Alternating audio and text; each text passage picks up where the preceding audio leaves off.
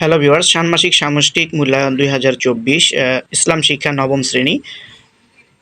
প্রিয় শিক্ষার্থী বন্ধুরা, তোমাদের সামষ্টিক মূল্যায়ন যে পরীক্ষা চলতেছে, তোমাদের নবম শ্রেণীর ইসলাম শিক্ষার প্রশ্নটি এখন শেয়ার করতেছি।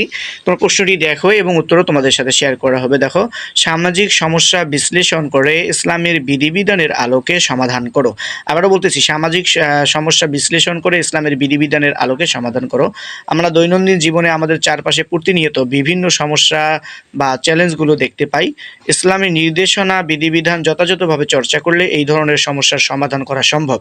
তুমি যে এলাকায় বা অঞ্চলে বসবাস করো সেই এলাকার বিভিন্ন সামাজিক সমস্যা সমাধানে ইসলামের বিধিবিধানগুলো বিশ্লেষণ করবে। এবার হচ্ছে কাজ ১, সমস্যা বা চ্যালেঞ্জ অনুসন্ধান। তুমি যে এলাকায় অঞ্চলে বসবাস করো সেই এলাকার বিভিন্ন সমস্যা বা চ্যালেঞ্জগুলোর সামাজিক সমস্যা যেটা আর কি তালিকা করো। তাহলে প্রথম কাজ হচ্ছে তুমি যেই এলাকায় বা যেই অঞ্চলে বসবাস করো সেই এলাকার যে সমস্যাগুলো আছে সেই সমস্যাগুলোর একটা তালিকা তৈরি করবে। আর দ্বিতীয়ত হচ্ছে এরপর তোমার একজন সহপাঠীর কাছ থেকে জেনে নাও যে সে কি কি সমস্যা বা চ্যালেঞ্জ খুঁজে পেল।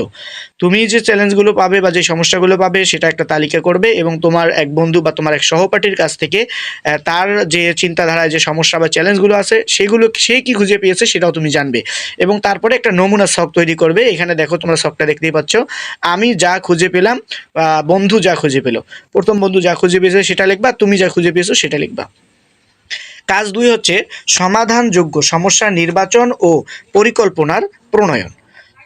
তোমরা এলাকার বিভিন্ন সামাজিক সমস্যা খুঁজে পেয়েছো। এবার ৪ জন সহপাঠী আলোচনা করে কাজ ১ এর তালিকা হতে একটি সমস্যা নির্বাচন করো যে সমস্যাটি সমাধান করা তোমাদের পক্ষে সম্ভব হবে। আর সমস্যাটি নির্বাচনের পক্ষে এককভাবে তোমার যুক্তি তুলে ধরো। তাহলে নমুনা ছক দেখো, ২ নাম্বার সামাজিক গুরুত্ব, আরেকটা হচ্ছে ধর্মীয় গুরুত্ব।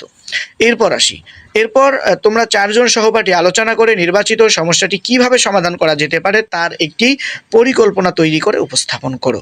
তো পরিকল্পনা এরকম হবে: নির্বাচিত সমস্যা বা চ্যালেঞ্জের নাম, তারপরে সমস্যা চ্যালেঞ্জটি সমাধানের উদ্দেশ্য, সময় বা মাস কতদিন লাগতে পারে এই সমস্যা সমাধান করতে সেটা, তারপরে কার কার সহায়তা প্রয়োজন, এই সমস্যা সমাধানের জন্য কার কার সহায়তা প্রয়োজন, তারপরে স্ব স্ব দায়িত্ব বন্টন, ইসলামের বিধিবিধান ও নির্দেশনার চর্চা বা প্রয়োগ, নৈতিক ও মানবিক। তো এই যে স্টেপগুলো এগুলোর অনুশীলন করতে হবে। তারপরে দেখো কাজ ৩, প্রতিবেদন লিখি। ৩ নম্বরে তোমার প্রতিবেদন লিখতে হবে। তোমার বিদ্যালয় বা এলাকার একটি ইতিবাচক উদ্যোগ চিহ্নিত করো। ইসলামের নির্দেশনা বিধিবিধান ও রীতিনীতি ইত্যাদির আলোকে ইতিবাচক উদ্যোগটির স্বরূপ, উদ্যোগ গ্রহণের কারণ ও ফলাফল বিশ্লেষণ করে একটি প্রতিবেদন লেখো। কাজ ৪, ইসলামের বিধিবিধান দৈনন্দিন জীবনে অনুশীলন করি। তাহলে তুমি যে সামাজিক সমস্যা বিশ্লেষণ করেছো, তোমার এলাকার বিভিন্ন সামাজিক সমস্যা চিহ্নিত করো, সমাধানযোগ্য সমস্যা নির্বাচন, সমাধানের পরিকল্পনা ইত্যাদি ইসলামের বিধিবিধানের আলোকে তা সমাধান করার জন্য তোমার দৈনন্দিন জীবনের কোন কোন ক্ষেত্রে প্রয়োজন তা চিহ্নিত করে কিভাবে অনুশীলন করবে তা উল্লেখ করো।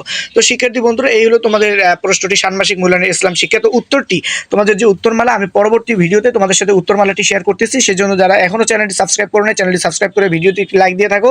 তোমাদের উত্তরমালা অর্থাৎ এর সমাধান শেয়ার করার সাথে সাথে তোমরা ভিডিওটি পেয়ে যাবে। শিক্ষা সংক্রান্ত যে কোনো আপডেট পেতে চ্যানেলটি সাবস্ক্রাইব করে সাথেই থাকবে।